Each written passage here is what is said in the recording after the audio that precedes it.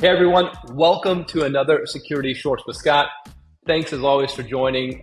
I am crazy excited about today's guest.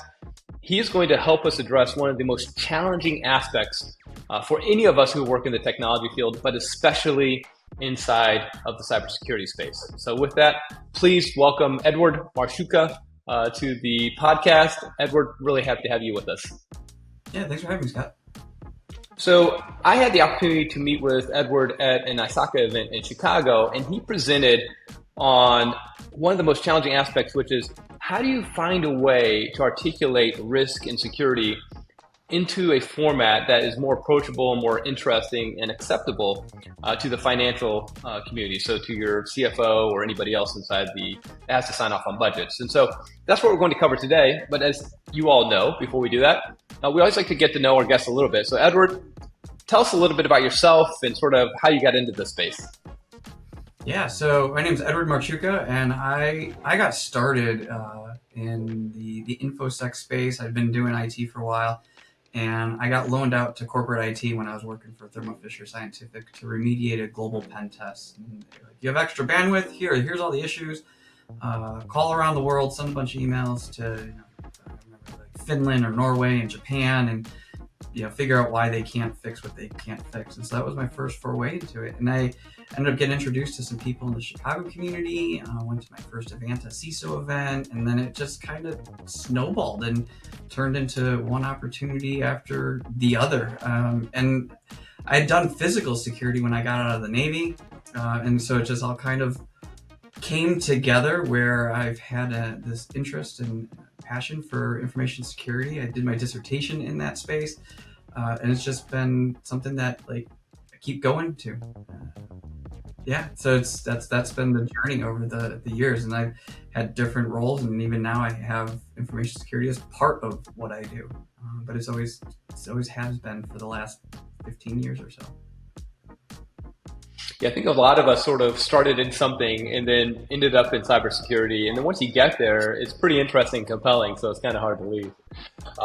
So Edward, you gave a great presentation at the Chicago ISACA event. Thank you. It was really good. And one of the challenges, as I mentioned before, is how do you articulate and how do you get budget for key initiatives that you want to put forward? So maybe as a starting point, give the 30,000 foot level synopsis of this concept you have around trying to articulate the risk inside of a financial package. Yeah, so it's how do you express the ROI of a supposed risk reduction? And one of the things that we can do in our environment is we can calculate the total ball of flaming risk. And I steal that from another CISO who calls it that. But we understand our risk and our cost, and we can quantify that. And if it's $100 million or $1 billion, whatever that risk is. And so then we say that's our starting point. And then what we can do is we can use some metrics to say, look, if we improve X, Y, and Z through, let's just pick anti-phishing, right? So we'll do anti-phishing training or phishing training, however you want to word it. And we're going to improve these 5 metrics, the click rate, and we're going to improve reporting rates and things like that. That will give us some percentage of risk reduction in our environment, less likely for that big thing to happen. And then we can calculate what that looks like by either using the Verizon data or the Ponemon data. And we can use some background on that. And then from there, we can say, okay, well, we had this big giant thing of risk, which should be a contingent liability. SEC's provided guidance on that since 2013, 2014, and we've reduced it by 10%. So if it was $100 million, we've now saved $10 million on that contingent liability. And then you can calculate net present value, depending on your coupon rate, and have that be a good thing, and a payback period. And now you've presented the case for spending however much on anti-phishing training. So if you have to spend $100,000 on it, you get $10 million of contingent liability savings. That makes sense. So I want to get to the contingent liability piece because in a second here. But before we do that, because that's really the interesting piece, and for most of us, I was a technologist, so getting into the financials and all those things really didn't start happening until I was a general manager or CEO or things along those lines. So for those who aren't in that space, we're going to talk about that in a second. But before that, one of the things that I know a lot of companies struggle with is what is their risk? And so certain companies have it easier. So hypothetically, you're a manufacturing company and you make a bunch of widgets, and X number of widgets cost X amount of dollars. And if you get whatever, if you stop producing widgets for a day, there's at least an easy number to calculate. Other organizations in the SaaS space, you can sort of do the same thing because their widgets are SaaS. But one of the things that's a little bit challenging, and we've tried to help companies, but it becomes a religious debate, which is if you're shut down, what is that risk? Is there a easy way, if I'm a CIO or CISO of a 2,000 seat company, an easy way to sort of figure out my risk, my flaming ball of risk number? Well, it's your losses, and it's not just that annualized loss expense, and even the shutdown expense, because I've heard that argument a lot, right? Like, oh my gosh, we're e-commerce, and if we're down it costs us $1 million a minute. Let's use the biggest one out there, right? Like Amazon. If you can't buy something on Amazon right now, what's your likelihood of coming back in an hour and buying it later? It's probably pretty high, right? They didn't lose the money, it just delayed it. And so, but if you're a manufacturing company, I worked at a manufacturing company who had this issue, and it wasn't a cyber risk, but it was a supplier risk. They had one person who could make this diaphragm for this pump that they made. And then that plant got shut down in Mexico. And they had to find someone else to retool and then start manufacturing these diaphragms for this pump. That was 9 months. No one can wait 9 months for a new product, pump, etc. So in that case, like, that line was down and they lost revenue. We're going to lose $1 million a minute. No. Like, if your line's down for a minute, it's not so much. And so where does it come into play? It's the real life, the realize, like, what would actually happen. That's one thing I always challenge people with. If you can't, and you're in a very data centric, like, think about like healthcare, or some of these SaaS providers where it's data, is what if someone took all your data or you couldn't get to it? Would it shut you down? Or would you limit your ability to come back online? And there's ways to estimate the dollars per record. You got to be careful though, because as you get to the big mega breach, it becomes pennies on the dollar per record.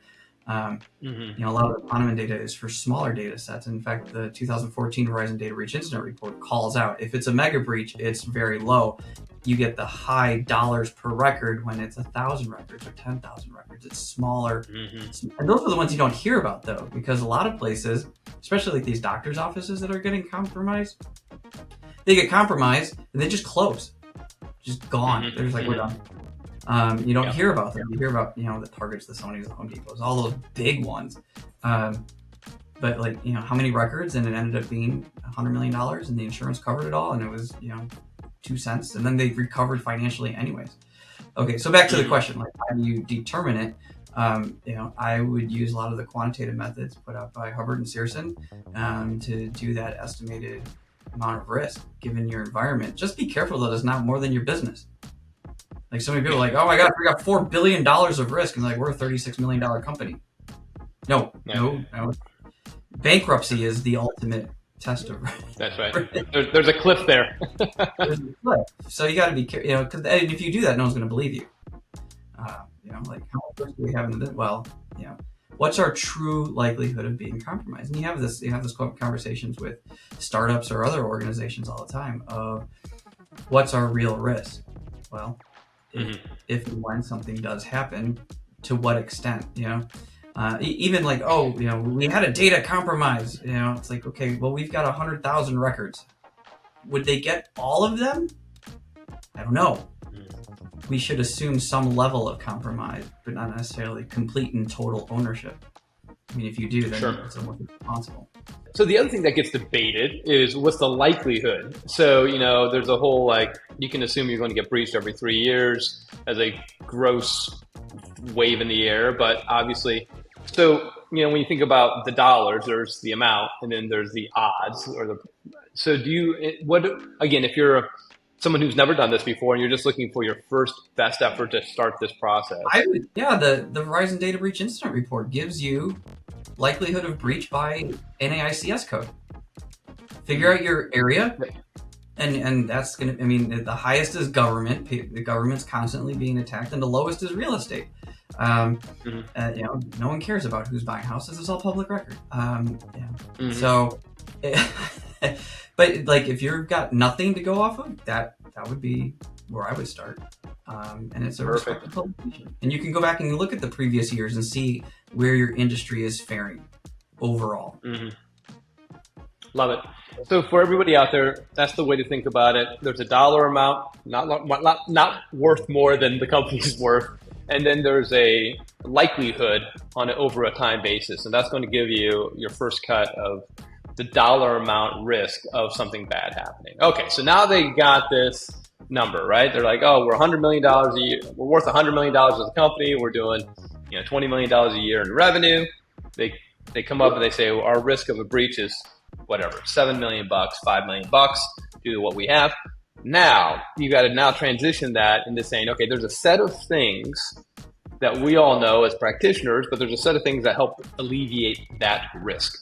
Now, I don't really want to go through how much is phishing versus an EDR tool versus MSSP, blah, blah, blah. Not do that per se, because that's debatable. But the way you would then present that from a contingent liability, can you take 2 or 3 minutes and sort of explain that piece? So yeah, great question. Contingent liabilities are expected expenses. So right in our balance sheet, we have assets and liabilities, and a contingent liability is a liability that we see as foreseeable. We have a rough likelihood and an estimated expense or cost. Think warranty, lawsuit, stuff that hasn't happened, but we think it will. Like anyone who makes a washer or dryer, they know roughly 2% of all of them are going to get returned or have to be repaired. So we're just going to put 2% of revenue from washers and dryers aside, and when it happens, we've already budgeted for it. It's already there, and we'll just move it over to cash. It's great. SEC has been providing guidance that companies should be doing this for cyber risk. It's gonna happen. If you budget for it, it's there. If it doesn't, it's great. It goes from a liability to an asset. In an income statement, it goes from an expense all the way down to net income. It's all already there. Now, when you reduce risk, you're then reducing that contingent liability. You're moving that $1 million in the liabilities to an asset. You're recovering that when you spend some level of, make some investment. That's the idea, is you're taking this, hey, we've planned on this expense or this happening. If we make this investment, we'll reduce that anticipated expense. Think about it from a quality perspective, right? If you're doing warranty repair and you know that we're going to use 5%, 5% of our product gets returned for defects and we have to fix them. Well, what if someone came to you and said, hey, we can recover or reduce the amount of defects? We can, with a new machine, right? With a new machine, we can improve the quality and warranty repairs will go down to 4% instead of 5%. Everyone would go, yeah, let's make a better product so we don't have to spend more. And then we could probably even charge more because it's a better product. If we presented it in that light, everyone would make sense. They go, yeah, we should totally do that. We should make that investment. Cybersecurity, same thing. It's a contingent liability. It's an expense that's going to happen. We're going to make an investment to reduce the likelihood of that stuff happening. So everyone, again, most of us are technicians, right? We grew up like slinging firewalls and IDSs and whatever, writing code. So this concept is tricky because it has accounting language associated with it. But it's actually a really simple concept. It would be like if you're a person, you're like, hey, every year I've got to set aside a set amount of money for uniforms and stuff for my kids to play sports, right? Or ballet or whatever. And then all of a sudden that year they go, oh, by the way, all the uniforms are provided. Well, you just take that savings that you'd set aside and move it back into your bank account, right? This works really well. And Edward, I love this concept around defects because this is a very logical, hey, here's a brand new robotic thing that's going to make your widget fail less often. That robotic thing costs you $100,000, but you want to get back $250,000 and not having to repair it as much.